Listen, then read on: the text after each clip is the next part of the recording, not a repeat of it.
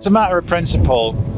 We always want to make sure that we leave wherever it is we go in a better space and a better situation than where we find it. What's happening behind us today is we have a peat restoration project as part of the Kype and Kype extension. Peat bogs are wetland habitats that can be home to a diverse range of plants and animals. Their acidity and waterlogged conditions mean that vegetation does not fully decompose when it dies. This partially decayed matter builds up to become peat, a natural carbon store and defender from climate change. As well as designing a site that disturbs as little peat as possible, you can actually have a net positive impact by restoring more peat than was there in the first instance.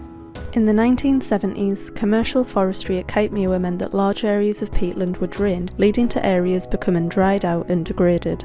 When a peat bog is in poor condition, the stored carbon is released, reacting with the oxygen in the air and forming CO2, a major contributor to warming the planet.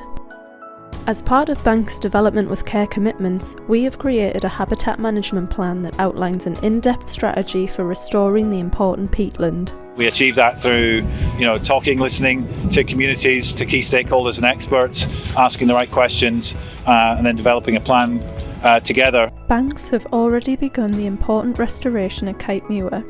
Through the process of re-wetting, the peatland can return to its natural waterlogged condition, capturing carbon and becoming an important habitat for many rare species, like the black grouse.